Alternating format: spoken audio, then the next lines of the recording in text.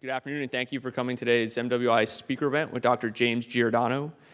Dr. Giordano is a professor in the Department of Neurology and Biochemistry, chief of the Neuroethics Studies Program of the Pellegrino Center for Clinic Bioethics, and co-director of the O'Neill Pellegrino Program in Brain Science and Global Health Law and Policy at Georgetown University Medical Center.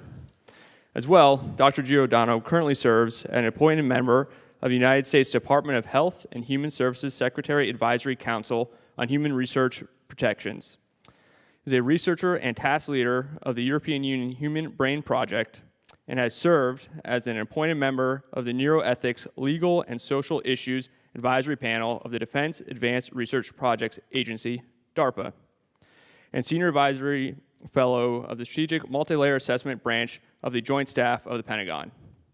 It's quite a bit. In his spare time, he has authored over 260 publications in neuroscience and neuroethics, 7 books, and 13 government white papers on neurotechnology, ethics, and biosecurity, and is an editor-in-chief of the International Journal of Philosophy, Ethics, and Humanities in Medicine. Dr. Giordano, thank you for joining us today. Thank you. No. Don't applaud now, wait till the end, because the performance pressure is much too severe if you do that. And my thought is you're probably not going to applaud at the end, but what I'm going to hear is the slamming shut of your sphincters with fear. That's good, that's been successful. It's a pleasure to be here, it's a real honor to be here. Is Cadet Yoshi in the audience? Hello. No PDAs, but I do want you to come up and say hello. Your mother says hello. Everybody has a mother, I know hers. So what we're here to talk about today is the fact that the brain is and will be the 21st century battlescape in many ways. End of story.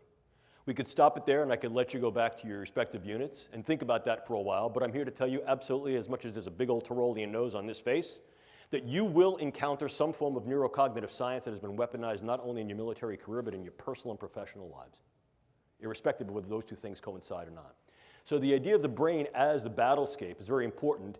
And more importantly is this other acronym that's up there, which is WMD squared. Please get used to this because this is going to be part of the idea of irregular warfare and ongoing military innovation in your careers. Weapons of mass destruction and disruption. Disruption and influence will be the key to creating peer capabilities and asymmetrical engagements. Let me say it again. It will be the key to creating peer capability in asymmetrical relations and engagements. If we talk about what brain science is, let me just give you a little bit of brief background on this field that is now called neuroscience. As a titular field, as a named field, neuroscience has only been in existence for 40 years. I know that because I've been a neuroscientist for about 38 of those 40 years. When I first applied to get into a program in neuroscience, there were only 4 neuroscience programs in the continental United States, 4. Right now, at this particular point, there are well over 200 dedicated university and collegiate programs, several programs at the junior college level, several programs at the high school level, and many, many dozens of independent think tanks and philanthropic organizations solely devoted to brain sciences. That's just here in the United States. Furthermore, what becomes critically important for you to understand is that brain science is not just a United States enterprise or effort, nor is it singularly an effort of the United States allies worldwide. Increasingly, it is becoming an international, multinational, global, and independently exercised event and endeavor, which increases the capability of the brain sciences to develop not only new theories, but ever more sophisticated tools. I like this slide a lot because what it presents for you, ladies and gentlemen, is essentially a century-long history of brain science, even before it was called neuroscience. Look, let's face it, for as long as human beings were looking in some reflective pool and recognized that the thing looking back at them was themselves, there was some interest in what makes me, what makes me think, what makes me feel, what makes me behave the way I do and you behave and think the way you do. What is my sense of self? Do I have free will, and what is the nature of that, and how can we affect that in a variety of ways that go from the non-kinetic all the way to the kinetic? If we take centenary jumps into the era of the Enlightenment, we can see the great thinkers that came before and during the Enlightenment, inclusive but not limited to people like René Descartes, pondered the idea of what that means. Cogito, ergo sum. I think, therefore I am. The inverse of the statement that in many cases was implicit but now becomes ever more explicit is what makes me think. And if I can understand what makes me think and makes you think and makes you feel, then that understanding may in fact flavor, if not directly influence, the way you and I interact. But more than that, if in fact I understand how it is that your brain does what your brain does, I may be able to access your brain and affect your brain indirectly and directly.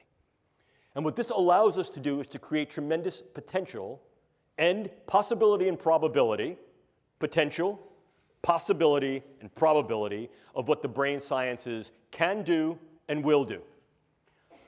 Remember these three letters, A, and A. Keep them as your viable mantra for the duration of this course, today, and throughout your professional careers and each and all of the opportunities that you have to interface and try to understand the power that the brain and cognitive sciences can yield. A, the ability to assess the brain and its functions. A, the ability to access the brain on a variety of levels, from the subcellular all the way to the social. And A, the ability to affect the brains and the individuals in which those brains are embodied and the ecologies in which those individuals enact, engage, encounter, from the level of the individual to the group to the community to the populational. Look at the power that understanding tools and techniques of the brain sciences afford. It's there before you on the screen. Obviously, if in fact this gives me some insight to the way people interact, inclusive of the way they may interact in bellicose, aggressive, violent, and volatile ways, and it also confers upon me certain powers to be able to influence that, alter that, change that, mitigate that, then clearly I'm able to use the brain sciences, as we have tried repeatedly in the past, to influence the postures and capabilities not only of our own individuals who are engaged in warfare, intelligence, and national security operations, but those who seek to threaten us. In other words, we can utilize these things in national security, intelligence, and defense. Please look at the timeline. A mere 10 years ago, in 2008, the National Academy of Sciences National Research Council convened a group to create a report dedicated to if and why and how brain sciences might be viable, valid, and of value in national security, intelligence, and defense operations. And in 2008, they did a 5-year retrospective and came to the conclusion that although these things may be valid, their relative viability and value at that particular time rendered them not ready for prime time play. Our group, working with others internationally, inclusive of the Nuffield Council in the UK, proceeded forward from 2008 and did a slightly deeper dive, looking at international capabilities, limitations, and delimitations in the brain sciences, and came to a very, very different set of conclusions. Not only were the brain sciences increasingly being considered, interested, and used for possibilities of national security, intelligence, and defense, but they would continue to be so as more and more countries internationally developed the capabilities and the specialized agendas to be able to look into the brain and affect the brain. So much so that by 2014, the exact same committee reconvened and recognized at that time that the brain sciences indeed were ready and in operational prime time for warfare, intelligence, and national security agenda. In other words, it is valid, valuable, and already in operational play. The brain is the current and future battle space, or at least one that can be leveraged in those ways to be able to create tremendous effect with fairly little investment of engagement. In other words, what it allows us to do is assess the brain, access the brain, and affect the brain. I'll unapologetically repeat myself throughout this lecture to drive home this point with regard to these capabilities, because each and all have gravitas importance and operational leverageability. That said, what are these techniques and technologies that have rendered this capability and, if you will, geopolitical, military, and social power? Well, I have them here before you. Generalization, we could parse them down into two discrete domains. First, the assessment neurotechnologies that do exactly as the name would imply. They are based upon various tools that we can use to assess those structures and functions of the brain that may be involved in those processes of cognition, emotion, and behaviors. Humans are tool users. Rarely, however, do we turn over a rock, look around a corner, or peer under the bed just to know what's under there. We use, at very, very least, the knowledge we have gained from turning the rock over and looking under the bed or around the corner. And very often, those things that we find under the rock, under the bed, or around the corner become tools for us to use in a variety of other engagements. Brain science, like any other science and technology, is no different. Earlier in the day at lunch, Major and I had a conversation about the viability of different types of research. Science for science's sake. Science just to know because that's where your interests lie. Oh, look, I've been an academic for well over 4 decades. And I can tell you that that kind of research is wonderful. But when that research is generated for a purpose and when it's funded and when that purpose deals with those things that are near and dear to the health, survivability, flourishing, and protection of kith and kin, then that research is operational research that has an end goal of use. This is what this is about. It's not just a question of trying to figure out what makes the brain tick in the way it's built.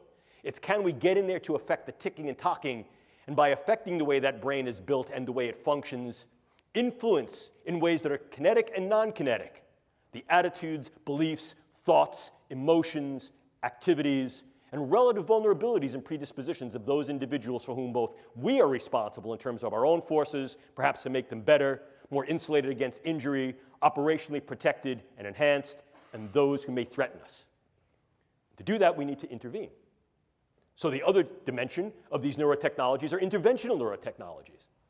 Now, I'm not going to bring you down the rabbit hole into what each and all of these things do, because you don't want to be a neuroscientist, and I'm certainly not going to make you a neuroscientist in an hour. But I think it becomes important to dial into a little bit more clarity and with further granularity what we're really talking about when we talk about these relative assessment and interventional technologies. In the former case, probably the one that gives the most rise to both provocation and contention, are various forms of neuroimaging, the ability to image the living brain, to be able to see what brain areas are differentially active as we engage in different thoughts, feelings, emotions, and tasks, and to then correlate the interaction of those nodes and networks with discrete patterns that occur not only in individuals, but in groups of individuals. In other words, if I can see how this gentleman's brain works, whether he's awake or falling asleep, thought I'd catch you. The idea there is that I can then understand, I'm only kidding, I can understand better, relax, I can only understand better not only what makes him happy, agitated, engaged, or tired, but I can then in some way alter my discourse to be able to make him feel happier, more engaged, and less tired. In so doing, I can take the information I have about the way a brain works, and I can put it to good use, practical use. Think about this. If I know what makes you tick as an individual, and I'm then able to generate patterns of how you as an individual relate to, are similar to, or different from other individuals, I may be able to then generate information that allows me to interact with you on ways that are more meaningful to our level of interaction. In other words, the more I know about what makes you tick, the more my interactions can be geared with you to make you tick the way I want you to. The way I want you to. Obviously, it takes some energy to put people into a big magnet and scan their brain. There's a whole bunch of things that are limitations of brain imaging. We recognize that. That's part of the mission. We seek to delimit those particular constraints and through the use of co-registered different forms of neuroimaging make it better. Some of these forms of neuroimaging are fieldable, operationalizable in field missions. Some of them are not. We're seeking to make these things more operationalizable, not only for military medicine to assess individuals who may have incurred brain injury and or the effects of brain injury inclusive of things like PTSD and other forms of neuropsychiatric disorders, but also to understand better how it is that our individuals are able to think through certain situations, how their brains work, and be able to classify those individuals and perhaps specify the way we train them, the way we sustain that training, and the way we maximize their performance. We can use other methods as well. Genetics, biomarkers, and information. And that information is critical. One of the things you must learn is as military personnel, your demographic, biological, social, and psychological information exists in your jacket and is in fact retrievable in real time. That information becomes ever more important as we try to understand the you-ness of you. And the nature to classify that information, hold that information secure, doesn't only exist on the medical side with regard to your HIPAA records, but increasingly is becoming a concern for national security when these large-scale big databases of brain structure and function, physiology, biopsychosocial demographics become ever more available and ever more relevant to what's making you tick, what's making you talk, what's making you strong, and what's making you vulnerable. And the fact that other nations, inclusive of China and Russia, are engaging in large-scale neuro-big data initiatives to be able to create large-scale databases that can join not only imaging and physiological, but as well as other forms of phenotypic and genetic data of the entirety of populations renders great power because there's great capability in that information to know where key points of strength and vulnerability may lie, and also to intercede, to inject information in some way be able to affect what appears to be your medical record, your personal record, the evidence that is you.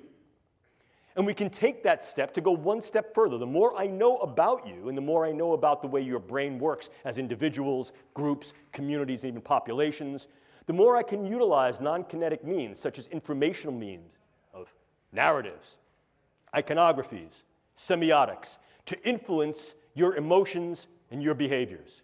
We can do this subliminally through computer images. We can do this more liminally through the types of engagements, interactions that we engage through psychological operations and informational operations. We can train better our human terrain teams to be able to interact with individuals in a variety of cultures, groups, settings, and ecologies to be able to improve their performance so as to be less distancing and more ameliorating. We can go further than that as well. We can also utilize these interventional technologies in those ways that may able to directly affect the brain. Probably the one that you've heard about most recently, most contemporaneously in the literature, is the possibility to use some form of directed energy to affect physiology peripherally and also to affect the physiology and health of the brain. Case in point here, US Embassy personnel in Havana and possibly in China. And of course, there's not a lot that I can tell you about that, although I am one of the researchers on that particular project. But this seems to be wholly indicative and supportive of the fact that this was at least some form of directed energy, whether it was wholly intentional or not, still remains to be definitively decided. However, the pattern of insult and injury to those individuals and the pattern of injury of who was affected strongly suggests that this was an intentional and directed engagement, and that this represents a beta test, a possible probe of a directed energy neuroweapon. And there are a number of countries that have developed initiatives and agenda towards developing just these types of things, the United States included. But you also have a whole host of other things that can go bump and bang in your brain. The more we understand the specificity of the brain on a very granular level, the more we're able to derive and develop particular types of drugs that not only can enhance and optimize the performance of our people, but can also be used to mitigate, militate, and in some cases manifest profound morbid changes in their people. In other words, against a hostile other. Drugs can be exceedingly specific, and as I'll show you in a moment, can be very, very much used to individualize weaponology in terms of what we call precision pathology or precision effect. We can go further.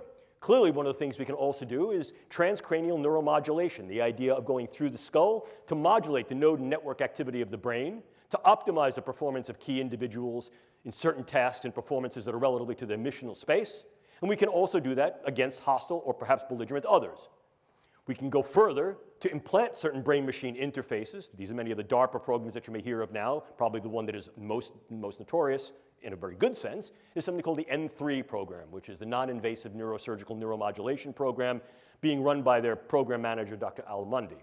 The idea here is to put minimal-sized electrodes in a network within a brain through only minimal intervention to be able to read and write into the brain function in real time, remotely. The United States is not alone in such efforts. And then, of course, you also have the things that are a little bit more traditional. If we talk about things that can be operable in the biochemical space, we ordinarily talk about drugs, bugs, toxins, and ever more, we're considering devices. At the last Biological Toxins and Weapons Convention, the RevCon, it was then raised by the Australia group that we need to be a little bit more salient in our attention to those possible neurotechnological devices that may be able to be weaponized. Our group has also argued that the current considerations and extant categories of the Biological Toxins and Weapons Conventions are not detailed enough to be able to appreciate or keep pace with the advances in this form of science that can be weaponized that poses a risk and threat on the battle space. So, how then can we use these elements as weapons, means of contending against others? Formal definition of a weapon, right out of the Oxford Old English Dictionary. Means of contending against others. And we can do that in a number of ways. We can militate their behaviors and their thoughts in some ways as to make them more amenable to what we do, the idea of positive weaponology. Or we can, in fact, mitigate and in some cases completely nullify their capability, will, or engagement to fight. If we combine those two definitions into one, what you find is those agents that will either change individuals' thoughts, vulnerabilities, volatility to violence and aggression, or incur morbidity, dysfunction, and or mortality in such a way as to then mitigate the engagement altogether. You still with me? That said, we can break down any form of weaponology into two discrete categories: soft weapons and hard weapons. In the former categorization, soft weapons include but are not limited to such things like economic leveraging to create economics, market values, market presence, presence at international bargaining tables to develop international power and leverage as a soft weapon. Clearly, the more we're able to make an impact in a field, in a dimension, by virtue of research, medicine, technology, infiltration into a variety of areas of the public space, the more we're able to yield economic strong-arming, economic leveraging. I think an important consideration that I'll reiterate later in this particular lecture is that there are countries outside the United States and or the West that are increasing their capabilities by intent in the brain sciences so as to be able to gain this type of economic leveraging in international global markets, in medicine, science technology, and the military. Most notably among them is China. We'll talk more about that momentarily. But we can also utilize weapons in more of a soft approach, as I mentioned earlier. The more I know about what makes you tick, the more I might be able to do things like weaponize the approach that I then take towards you in my interactions and engagements with you. Here we can utilize the brain sciences for psychological operations. Most notably, one of the DARPA programs run by the program manager Bill Casebeer, Dr. Bill Casebeer, who subsequently went on to be a program manager at Lockheed Martin and run their brain-machine interfacing programs. Bill Casebeer's program was called Narrative Networks. And one component of the Narrative Networks project was something called neural narratives. If we understand how it is that brains and individuals, groups, and populations respond to certain forms of imaging, memes, iconographies, engagements, the more we may be able to tailor those things through our psychological operations, propaganda, meso, to be able to engage these individuals in more positive ways or in ways that are more influential, to be able to direct their behaviors, their predispositions, and perhaps their engagements with us on a variety of levels from the individual all the way up to the political. But then, of course, we move into the more harder forms of weapons, things such as bullets and bombs. And here, once again, let me reiterate what we're talking about on the neuro side are drugs, bugs, toxins, and devices. But of course, if we spill over the idea of soft weaponology into a hard weaponization, we also see the use of biodata as a viable weapon.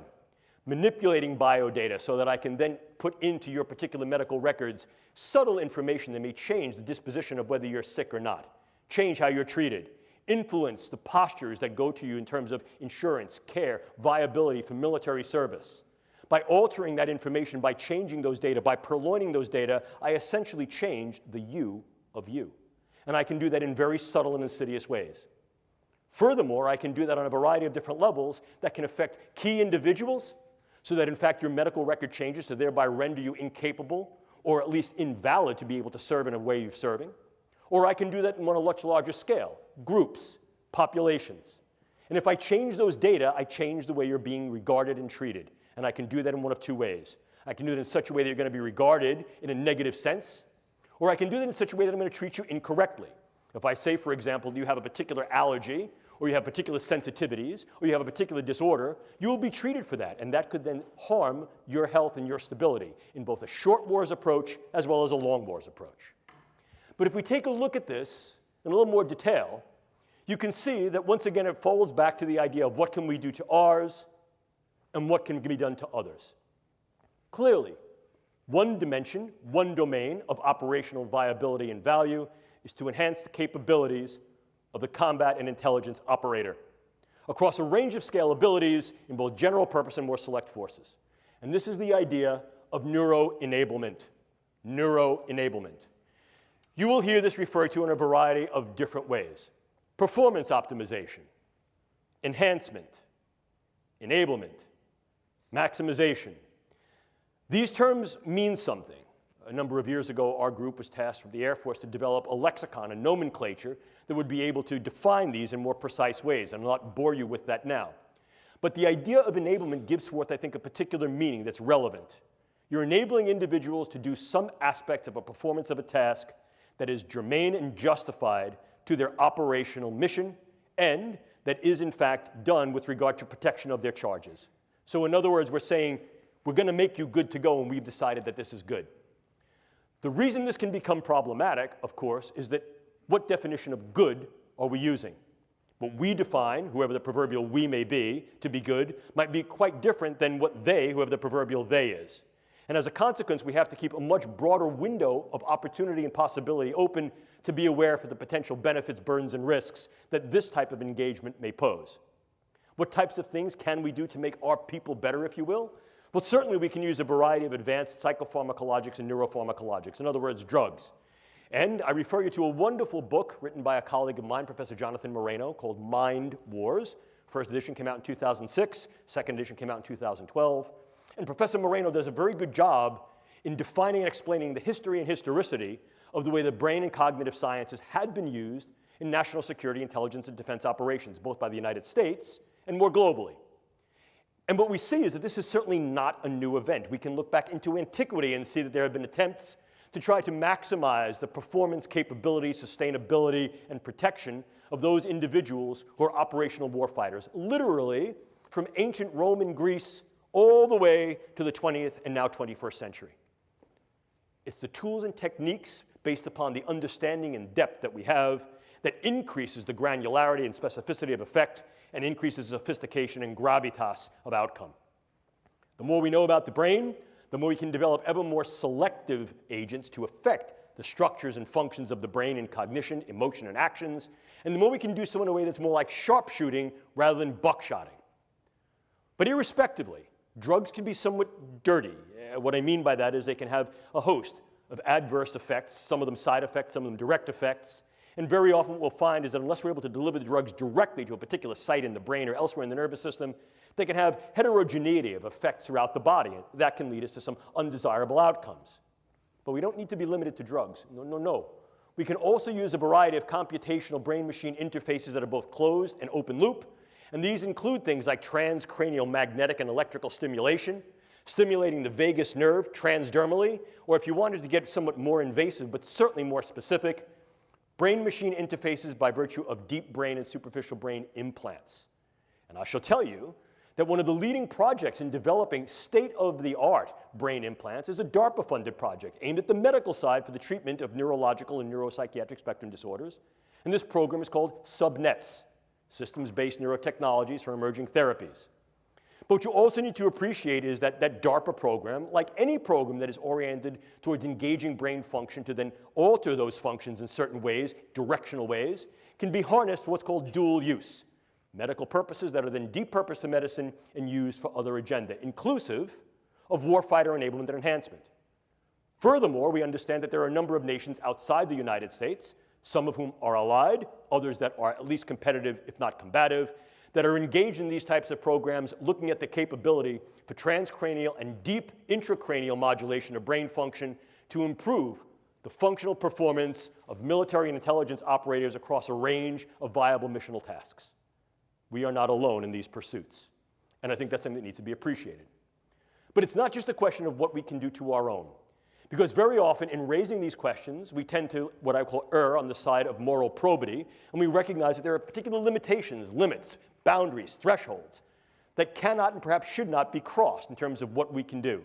And if we intend to cross them, we only cross them with consent, and that consent is highly contingent upon the necessity of a continuity of research and clinical care, understanding what happens to the individual once they've been enabled and enhanced, and what may happen when they're no longer enabled and enhanced. In other words, more colloquially, when Superman goes back to being Clark Kent, what happens to Clark becomes the burden and obligation of our responsibility. However, those ethics are not homogeneous on the world stage. And the idea of pushing the envelope of what can be done to the combat, warfighter, and intelligence operator, and perhaps more broadly to those individuals who may oppose particular regimes and or may be military fighters against your own regime, is very often bounded by, and in some cases deconstricted by philosophies, cultures, and ethics of those individuals who may be competitive, if not combative to us. So in other words, this can also be weaponized against others. And this is where we get into the idea of novel neuroweapons. Once again, this is not necessarily new, but the momentum of this dimension of the field has accelerated as a consequence of increased understanding of the brain and increased capability to develop tools and techniques to access and affect the brain. So what are we seeing here? Well, take a look. We see in-close neuropharmaceuticals and organic toxins. What's new about this is the in-close nature of this. Increasingly, we're not seeing these things as weapons of mass destruction against gross aspects of the population, although certainly many neuroweapons such as sarin gas and VX and other forms of neurotoxic agents can be leveraged against large groups of people, but that's messy. More specifically, perhaps, might be targeting individuals on a level that allows either direct attribution or covert engagement with non-attribution. Let me give you an example of what I mean. So this gentleman is the leader of some group, a political group, a social group, a combative group, and under the veil of a white flag, he and I are now to have some kind of a caucus, a meeting. And during that meeting, what I do is I lace the rim of his drink, or his pen, or his seat, or something in his immediate environment with very, very low-dose drug or toxins that are going to affect his stability. They may affect the way his brain works, and as a consequence of that, they can affect the functions of his brain, his thought patterns, his relative emotionality, and the behaviors that go along with that. One of two things might happen. He might be completely incapacitated as a consequence of this, or he may change his level of capacity and engagement so that he went into the meeting thinking, I hate this guy's my enemy. He walks out of the meeting going, I love this guy's great. Now what could happen? If in fact this is a gentleman who has charismatic, financial, elected, or dictatorial power, it may be that his followers will then follow him blindly. He came into the meeting as a leader of those followers who were bellicose, who were volatile, who were violent and aggressive. He comes out of the meeting and he tells them to change their behaviors, and they do. Or I could sever the trust. By now, he leaves this meeting, he's espousing a very different philosophical stance and orientation, and his followers no longer adhere to his precepts, his tenets, or his lead, and I fractured the relative arrangement of trust, engagement, capability that he fostered, leaving that population disrupted and vulnerable to intervention, to a coup d'etat, to a junta, to some type of insertive reassumption of leadership. You see how this can work? Furthermore, I can use this very tactically. Some of these agents allow me to assemble the agent on site and not have to stockpile it, which allows me to take the components of this agent into and out of a country relatively covertly, target a specific individual, change or eliminate that individual with very little attribution and trace, and be able to leave prior to any attribution. Think Novichok. Or I could assemble very small quantities of this that would then allow a specific intervention, characteristically in a place that would not allow such an intervention. Think of the use of a derivative of Vx in an airport. But I could do more than that. I could also incur much broader type of ripple effects. And one of the ways I could also do that is with what's called high morbidity neuromicrobiologic agents. It's a real fancy way of saying neurobugs. But high morbidity neurobugs. I may not want to kill a lot of people. In fact, arguably, I may assume what is sometimes referred to as the Sailor-Malin mantra. For those of you who may be fans or students of military history, you may remember that Sailor-Malin, Wing Commander Sailor-Malin, was a South African who flew with the Royal Air Force during the Second World War. And he became well known during the Battle of Britain for shooting up German airplanes but letting them limp home, particularly bomber aircraft. And they would ask Sailor-Malin, oh, Wing Commander, why didn't you shoot that plane down? And his adage was simple. Better to have that plane return home with wounded crew who are spitting up their lungs, one dead crewman that they had to attend to and therefore divert their missional capability while in flight, than shoot them down. Because the psychological effect will be rippling and devastating. This is sometimes referred to as the Malin effect. What can I do? I can use a particular bug that I may be able to now modify through the use of gene editing technique that is ubiquitously available and fairly easy to use to take a bug that was previously relatively benign and non-pathogenic and make that bug virulent, pathogenic, dangerous. And then what could I do? I could introduce that bug in key sites. Des Moines, Seattle, Tampa, Newark, Houston. I'd get a few people sick. I'd do it on an airplane, do it at an airport, do it at a sporting event, do it on Black Friday. And then what I would do is I would take credit for that, but I'd want to make sure that at least part of the symptomatic constellation was not only neurological, was profoundly psychological. Agitation, debilitation, sweating, stomach problems, sleeplessness, cardiac problems, things that are what we call top-down neurological in their effect, brain to body and body to brain in the bottom-up cascade. Then what I would do is I would get on the internet, and I would put out over the internet, I did it.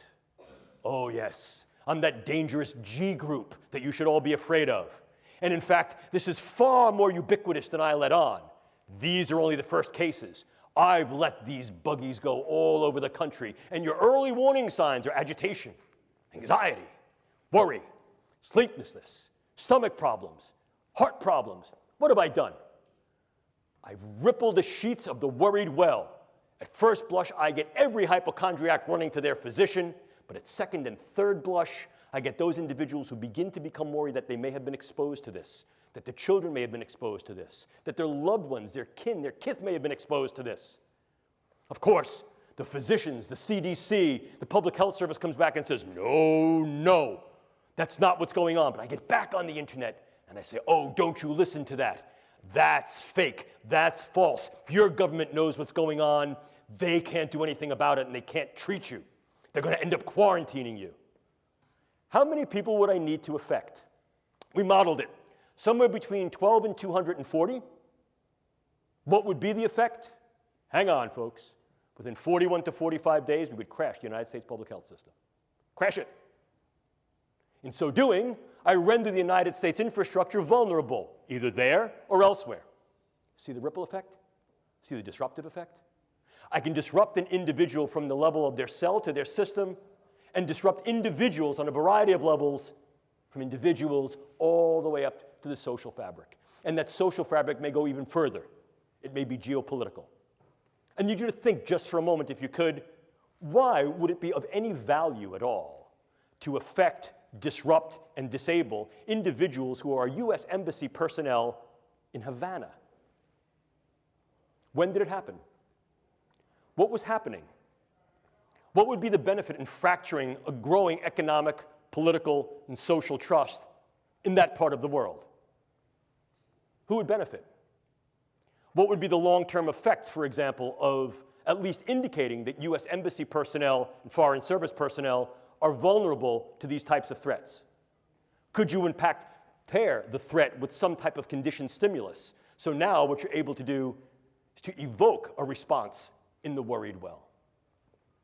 I only offer possible suggestions for your speculation and your consideration, if you will. We can even go further. One of the newest developments is that nanoparticulate matter can be stabilized for distribution. If you're not aware of what nanoparticulate matter is, it's that matter which exists on a scale of 1 × 10⁹. Very, very small. Smaller than a cell. And we can manufacture materials that have discrete properties that can be controlled by virtue of bioengineering and their physical chemistry. To auto-aggregate, to be able to aggregate in particular areas based upon their biological and or chemical sensitivity. But now we go one step further. Most recently, just a few weeks ago, it was announced that you could then aerosolize nanomaterials. And go one step further, I can create small robotic units, controllable robotic units at the nanoscale, and that these too can be aerosolized to create a nanoswarm of biopenetrable materials that you cannot see, that can penetrate all but the most robust biochemical filters, that are able to integrate themselves through a variety of membranes, mucous membranes, and wherever, mouth, nose, ears, eyes, can be then uptaken into the vascular system to create clumping, can affect the vascular system of the brain, or can directly diffuse into the brain space, and these can be weaponized. And they can be done in such a level that their presence is almost impossible to detect, and as such, the attribution becomes exceedingly difficult to demonstrate. How much of this material would I need? Take a look. This is the front of my pen. This amount of nanomaterial, if be able to maintain and sustain with regard to its deliverability and aerosolization, could in fact affect all of you, or based upon where I come from, New York City, all yous.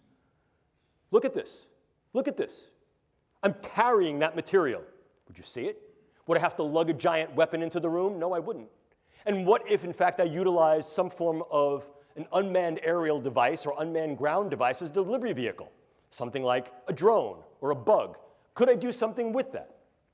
But let's keep going. Could I also utilize a whole host of devices to be able to affect individuals close in, for example, during interrogations, during social engagements, during human terrain team engagements, or more remotely, in a room, in a theater, in an airplane, in a bus, in a store, in a mall?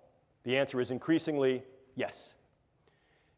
So this then represents for us both a challenge and an opportunity. The challenge is that increasingly what we find is that neuroscience and technology is relatively easy to obtain.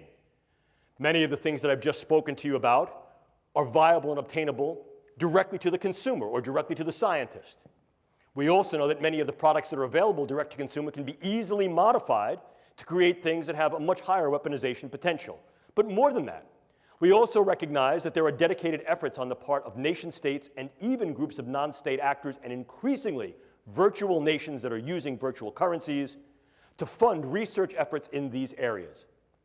I'd like to think that I'm a smart guy talking to a bunch of very intelligent individuals, but let's face it, we're not the only smart people in the world. And if we're thinking this way, there are plenty of other people who are thinking this way too. Some of them are our allies, some of them may be our competitors, and some of them are combatants and hostiles. And this is, in fact, the reality. Furthermore, we recognize that the goal, particularly among the actions of the United States and her allies, is to fight for right and honor, but to keep our own honor clean, to take the moral high ground, if you will. And indeed, that has been the case in the majority of the United States engagements throughout our history. However, one of the things that may creep up here is that there's something of an abrogation, a prohibition, a proscription against engaging this type of research and its possible translation in the civilian sector. You heard earlier in the very nice introduction that Captain Bender afforded me that I've had the opportunity to work with the European Union Human Brain Project, specifically as a task leader for dual-use brain science. And one of the considerations that grew out of that was that absolutely none of those projects in the Human Brain Project, again, a multinational effort, can and should be uptaken into warfare, intelligence, and national security agenda. That's viable enough. The idea there is that these things should be used for only peaceful means. However, this also creates a challenge. And the challenge is simple. If, in fact, I choose not to train in particular ways, I choose not to train 3 days a week, if, in fact, those individuals who may choose to then conflict with me will then train in the ways that I do not and train on the days of the week that I will not, they may opportunize a select advantage. What do we do about that? Again, I think it becomes at least a problematic issue for discourse because we recognize that in many cases the civilian sector not only is not amenable to engaging in this type of research, certainly many are, but in some cases should not engage in this type of research for those very proscriptions that I had alluded to momentarily.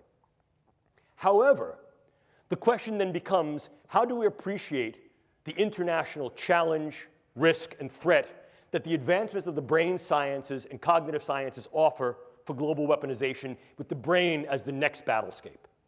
Clearly, it defines some type of a solution space, and there have been those that have posited, myself included, that there should be more directed, more detailed, and more dedicated government efforts in this particular domain, so able to advance the brain science in ways with sustainable funding to understand what the potential risks and threats are, and to develop a stance of preparedness. This becomes increasingly important when we take a look at those countries that have notable and identified programs of high level of investment of GDP and or other levels of economic investment to advance the brain sciences in those ways that are either directly usable or have some, what I would call, explicit dual use capability. An important consideration that I want you all to bear is that current estimates based upon trend analysis is that by 2025, greater than 50% of research, development, test, evaluation, and possible use of brain sciences in general will occur outside the West. Outside the West. Furthermore, we understand that there has been a directed effort in China to be able to engage the current and future 5-year plans, to be able to advance brain science in those ways, to be able to have a higher level of gravitas with regard to the research, its capability, and its translation in medicine and other agenda, inclusive possible dual use and direct use within warfare, intelligence, and national security. This creates opportunities for research tourism, medical tourism, and market capture. And again, that market capture can be leveraged as economic warfare in terms of being able to destabilize the global market and the global economics that is relevant upon this form of bioscience and technology. But we also recognize that these things are being used for military applications. Certainly, there are directed opportunities and directed agendas for doing that within China. We also recognize that there have been activities and directed initiatives in the former Soviet Union that have now been translated and perpetuated into the current Russian infrastructure of biomedical science for military purposes. And a number of other countries have directed efforts in this space, inclusive of Iran, North Korea, India, Bolivia.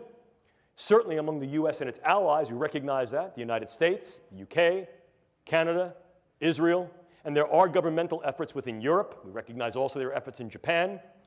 But there's another looming threat. The threat is the non-state actor. The threat is the virtual nation. They can establish sovereignty within a sovereignty so as to be able to say that we are immune or inured to your rules and regulations. Essentially, possibly destructive diaspora. And increasingly what we're seeing is the use of Bitcoin currencies and the like allow the finances of these types of things to be sustained in ways that were heretofore economically unimaginable, if not incapable. So as a consequence, what we're recognizing is that the threat parameters, the risk parameters, as well as the challenge and opportunity parameters are growing. We're equally concerned about the do-it-yourself community, not because this community of biohackers represents an inherently malicious or nefarious group, but because of their relative vulnerability to infiltration. And we recognize that to such an extent that at present, the Federal Bureau of Investigation in this country has dedicated ongoing efforts to try to maintain continued communication, interaction, and engagement with this community so as to be able to better surveil their relative vulnerability to purloinment, infiltration, manipulation, and misuse. Clearly, if we're looking at these things as possible destructive weapons, the more characteristic or classic criteria of drugs, bugs, and toxins meet at least some of the extant categorizations of the biological toxins, weapons, and chemical conventions.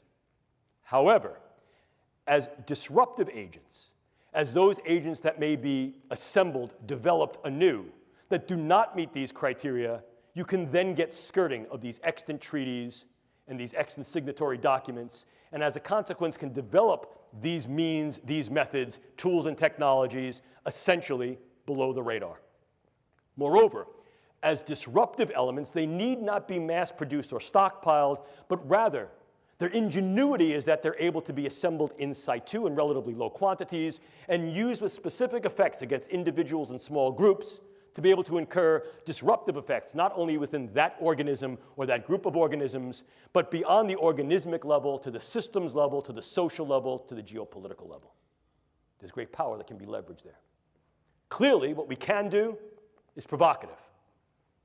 Therefore, what we should do remains at issue. Ladies and gentlemen, I do not have answers for you, but I will pose several questions and possibilities.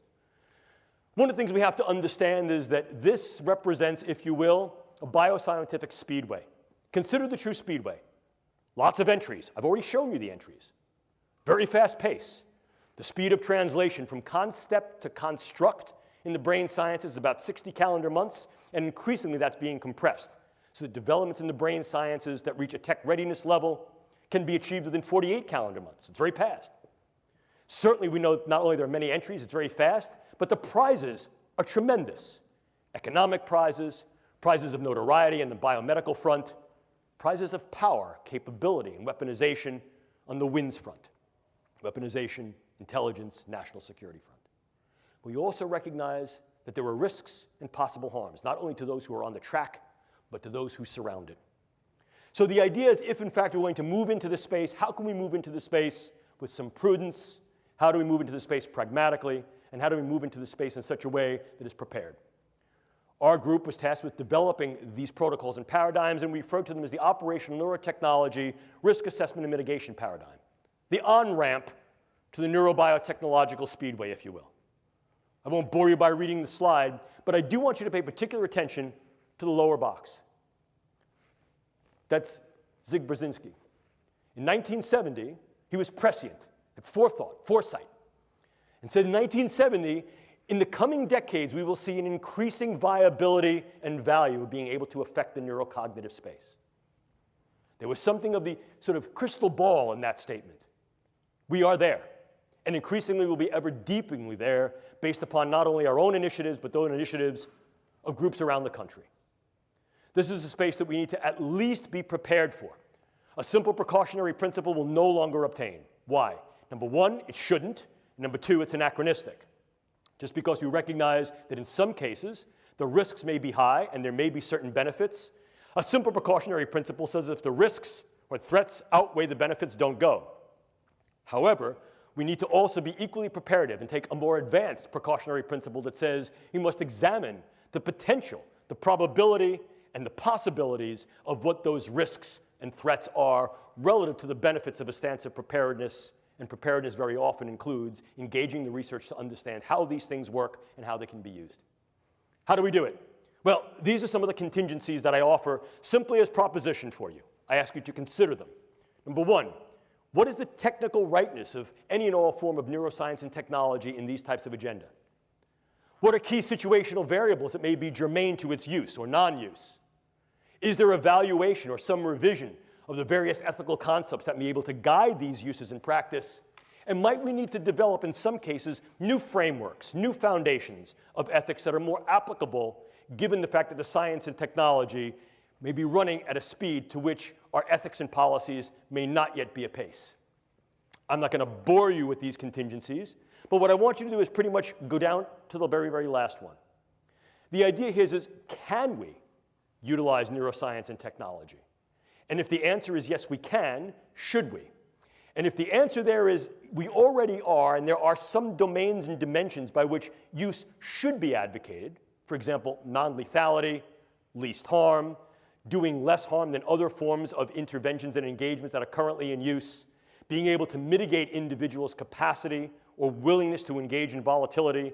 In other words, improving the capacity for individuals to gain capability to get along. Well, perhaps there's some value there. If these things are going to be used in a more hard weaponized approach, are they being used in those ways that are less harmful than other extant weapons? And/or what are the postures that we should adopt if, in fact, another nation utilizes this form of weaponology? What represents what I would consider to be comparative or appropriate proportionality? And ultimately, if, in fact, we're going to move into this space, and I think we are moving into this space realistically, not only now, but ever more in the future, we have the obligation and responsibility to assess whether or not the contingencies for consent to treat our own people are in place. In other words, if there are things we're going to do to optimize the performance and capabilities of our own personnel, and if there are things that are being done on the world stage, inclusive perhaps by us and our allies, that could mitigate, affect, or manifest change in other personnel, are we prepared to accept those responsibilities?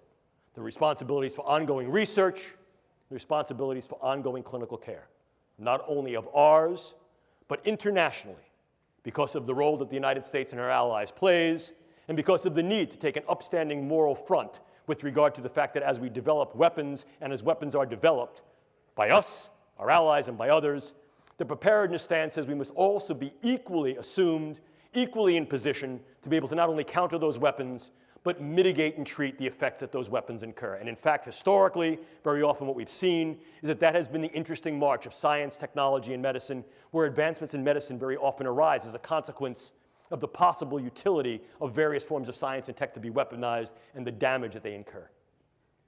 But the question still comes up, ladies and gentlemen, what ethics shall we use to guide research, test, development, and perhaps utilization of neuroscience and neurotechnology in these agenda and initiatives? Clearly, here in the United States, as with any open society, our military has relative transparency to the polis for our intents, our goals, and our operations. Absolutely, certain things are held confidential and classified. You don't show the other team your playbook on Friday and expect to win the game on Sunday. Yes, of course. And information we may understand about what they're doing by virtue of our deep and our intermediate surveillance may also be kept close to the chest, if you will. But the transparency of military intent operations goals and interventions here in the United States has been paramount to the nature and fabric of our infrastructure, our politics, and our government. And the same is true for our allies. So at least part of this needs to be at least relevant to, afforded by, and guided through civilian ethics. Why? Because in many cases, it is the civilian institutions that to date have been involved in at least some of the research and development that can be uptaken into dual or direct use agendas. And as such, these things are subject to, and I think validly subject to, civilian ethics of science and technology or biomedical ethics. But if we move increasingly away from that, if we say that indeed the proscriptions and prohibitions, such as those that are being proposed and leveraged by the European Union Human Brain Project and throughout the world by things like dual-use research of concern treaties, such as that which was developed at ASILMR, are taken to heart, And civilian agencies, institutions, and organizations are essentially sort of debanded, disbanded, debarred from their engagement in these types of activities. Who then will uptake the torch? Increasingly, there's been some interest, consideration, and real discussion as to reinvestment in government agencies and government-sponsored agencies that are specifically and explicitly dedicated to these pursuits. So to avoid any confusion what the intent is, and to also avoid any confusion as to who's doing what. We don't want to get another scenario, such as we do with Robert Oppenheimer looking at the first test of the atomic bomb and going, "What have I done? I am death." Dr. Oppenheimer, what did you think you were doing? We don't want to have those confusions. We want to make sure that, in fact, those who engage the brain sciences for biomedical purposes of wellness, lifestyle, and enhancing the human condition are not necessarily confused with those who may then uptake these things into Wynn's agenda. But if that's the case, and these things are moving more into governmental institutions, organizations, and initiatives, are civilian ethics even viable any longer? And if we engage military ethics, what military ethical principles will we engage? The use, development, research, surveillance of these particular things for just war? And if, in fact, these things are not used in a strictly warfare fashion where war is declared by the use of these agents, yet they still tend to be bellicose or disruptive, can we then say that we can justify their use? In other words, not just a just war, but their just use within this frame of conduct, whatever this may be. And/or can we revive another older and less known tradition, which is called jus contra bellum, which is justification for the use to prevent warfare. Here, the use of the neurocognitive sciences and intelligence, human terrain teams, psychological operations such as narrative networks, may be viable to de-escalate the volatility and vulnerability towards violence and combativeness. But again, we need to consider to what level we will engage this and whether or not the current ethics that we have in place are viable and valuable to do this, and how these things can then be rendered on the international scale. Because if, in fact, this is going to demand the multinational global discourse that it will, then clearly the global relevance of any ethical approach needs to be considered. And ethics very often is said to have a big mouth but no teeth, but policies and international law has choppers that can, in fact, be retributive and can bite. What do these developments then incur for ongoing iterations of the Biological Toxins and Weapons Convention, as well as other treaties, policies, and international laws that may help to guide, direct, if not regulate and govern the use of these particular implements? So the situation we're faced with, ladies and gentlemen, is as follows. As we begin to untangle the Gordian knot of the brain through the development of neuroscience and technologies, we've come to the precarious position of opening the proverbial can of worms of if, how, in what ways, to what extent, and when these techniques and technologies will be used in weaponized intelligence and national security agenda. I submit to you, ladies and gentlemen, that can has already been opened. It'll be our job, and increasingly your job, to be able to navigate this new terrain, this brave new world, and what it incurs. This is Atlas. And the idea of Atlas was that Atlas balanced the integrity and well-being of the world upon his shoulders. I disagree. Atlas of the 21st century, as you see here, balances the world upon her head. What we know about the brain, what we're able to do with the brain, and of all those organisms that are embodied and have one that exist in their various environments, cultures, and ecologies. Because the brain sciences and its technologies confer tremendous capability of knowledge, intervention. With tremendous capability comes tremendous power. And with tremendous power comes great responsibility. Look, that phrase is good enough for Spider-Man, certainly was good enough for Goethe and Nietzsche, certainly good enough for me, and I hand that off to you. Because, ladies and gentlemen, as I started this, neuroscience puts the brain at our fingertips. Whether that's to help, to heal, or to harm, is simply the effect of the human condition and how we put this to play. You will, in your professional careers and your personal lives, see the brain sciences ever more infiltrated and integrated, not only into the battle space, but to the bedside, to the boardroom, and beyond. They will be a part of your realistic lives in the way we engage each other, regard each other, treat each other, interact, and perhaps enter into combat. Understanding the brain sciences and their power will become one of your obligate responsibilities, not only as military officers, but as civilians of the 21st century global space. I like to end a lecture like this usually by giving you a little personal story. My dad, former Navy man, was an engineer. And one of the things Dad liked to do was build stuff. He liked to tinker. I still like to tinker. I like to work with tools. And my dad was a really bright guy. One of the things he did when I was a kid, he'd come home every month and bring me a new tool, teach me how to use it. So that in fairly short order, as a young kid, I became pretty adroit, or at least I thought I was adroit, with using tools. And with all of the impulsiveness and zeal of youth, getting a new tool with only partial knowledge, I remember one day Dad came home and he said to me, "Jim, here's a brand new tool." And I took it from him. I said, "Thanks, Dad," and I went to go running off. My dad put his hand on my shoulder and he said, "Jim, slow down. Measure twice. Cut once. Sometimes you can't go back." Ladies and gentlemen, these are the brain sciences. They can and they will increasingly be used in national security, intelligence, and defense agenda globally. We need to measure twice and cut once and make sure that the cut that we make is one that is for good, one that is for right, and is one that does not cut our own throats or the throats of others in those ways that are irreparable. I leave you with my father's wisdom. These are some of our white papers that we've submitted to the Strategic Multi-Layer Assessment Group of the Joint Staff of the Pentagon. I can make these slides available to you. These are now all open domain and available to your perusal. If you're interested in some of our ongoing work by my research group, I provide you with some of our own work. And this is the part of the lecture, I'm going to look right at the camera, that is the unabashed self-promotional plug. If you're really interested in this, I've only had the wonder and opportunity to engage with you for about the past hour or so. If you're interested in going further down the rabbit hole and reading about this in greater detail, granularity, and specificity, I recommend this to you. Not because I'm going to go out and buy the new Maserati when you all buy the book, but because I'm very proud of it. And I'm proud of it not because I wrote it, because I only really contributed a couple of chapters. I'm proud of it because bringing this together was a multi-year effort that grew out of a set of, at first, somewhat sensitive but unclassified and some classified conferences that we had that were then subsequently declassified, and then also brought together international leaders in the field of military science, bioengineering, neuroscience, philosophy, ethics, and law to provide their perspective, their lens, their vision and voice as to what's going on in this domain at this point, with some speculation, vision, and proposition as to what may need to go on in the future, so he's able to opportunize the capabilities of the brain sciences and meet and be prepared for the challenges that it offers in this space. At this point, I'd like to thank you all for your attention. I hope I haven't bored you. If you wish to get in touch with me, feel free. Just put in your subject line USMA, so I don't think you're trying to sell me Viagra. Not that I wouldn't buy it, but this way I know where it's coming from. If you want to ask questions, you have some time to do that now. If you don't get to your questions, feel free to email me. I will email you back. It may not be that day or even that week because I may be busy or traveling, but I will, in fact, email you back because that's my obligate responsibility to you. Thank you, ladies and gentlemen, for your time. Appreciate it.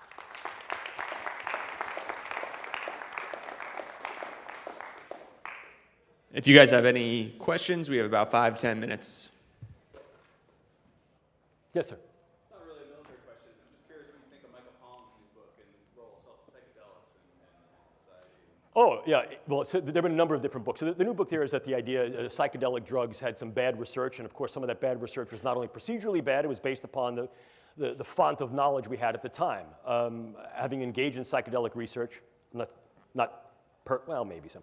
Having engaged in psychedelic research, one of my first projects actually was looking at methylene dioxymethamphetamine ecstasy under United States Navy grant for the possibility of weaponizing ecstasy as a volatile agent, as a viable agent, particularly against submariners. So the understanding that the psychedelics could in fact be used in a variety of different ways, inclusive of weaponization, is not new. We look back to the older projects such as MK Ultra, Mind Control Ultra, which utilized lysergic acid diethylamide and psilocybin to be able to alter the cognitions, emotions, and behaviors of individuals to see if that could be leveraged not only against our own people, but against others, sort of the whole brainwashing, mind-changing effect. However, one of the things we've come to recognize is that the mechanisms of these psychedelic agents is far more specific than we thought, and in fact, can be incurred at far lower doses than were heretofore attempted either experimentally or in social practice. So there's a regenerated interest, a revivified interest in re-examining the mechanisms and effect of these psychedelic compounds, inclusive of lysergic acid diethylamide, psilocybin, dimethyltryptamine, as well as some that are sort of like borderline on what might be considered a psychedelic, such as the affiliative drugs like MDMA, at microdoses, sort of intermediate microdoses, not only to treat individuals who've had particular neuropsychiatric spectrum disorders, and there's a growing body of research that would suggest that even one-time administration of a therapeutic dose of LSD or psilocybin and/or MDMA may have very profound therapeutic effects against certain forms of PTSD, intractable depression, and beyond the military framework, even certain forms of psychosis.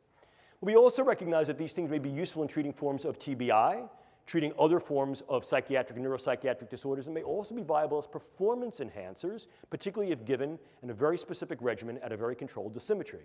So to think like so many other things, the more we're learning about the brain suggests to us not only what we know, but what we didn't know, some of the errors in our previous ways of experimentation and empiricism, and that allows us to revisit these things under a newer and I think more granular perspective that I think may demonstrate certain benefits, as well as giving rise to concern about certain burdens and risks. So I think that it certainly warrants continued research, and I think that we need to be cautious in how we interpret that research and its translational effect, but I think there's great benefit to be gained there. Did I answer your question? Other questions?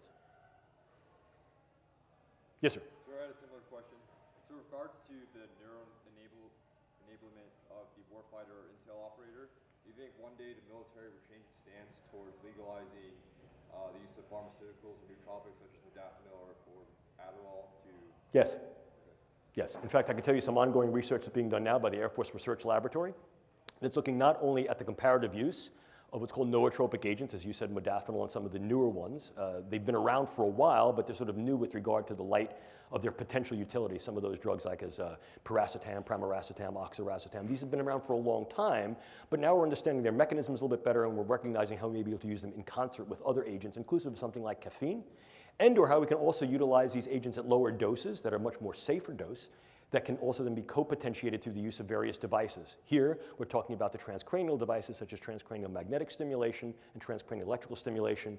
And if you're interested in some of this work, I refer you to a colleague of mine who's at Air Force. He's a Wright Pat, and his name is Andy McKinley. Just look up some of Dr. McKinley's work in this area. It's stellar. It's leading edge. And the Air Force Office of Scientific Research is funding a number of different projects that are looking at exactly this mechanism. Can we engage certain brain substrates, nodes, and networks through the use of new pharmaceuticals or older pharmaceuticals that are redosed or pharmaceutically delivered in different ways to be able to maximize key aspects of the processes of those neural functions that are operative in key tasks for the intelligence operator or warfighter. And in so doing, can we then take a slightly different stance on our postures towards the viability and value of these drugs under controlled circumstances for the warfighter intelligence operator? And I think that's the general idea. Okay? Did I answer your question? Cool. Other questions? Going once, going twice. Thank you all.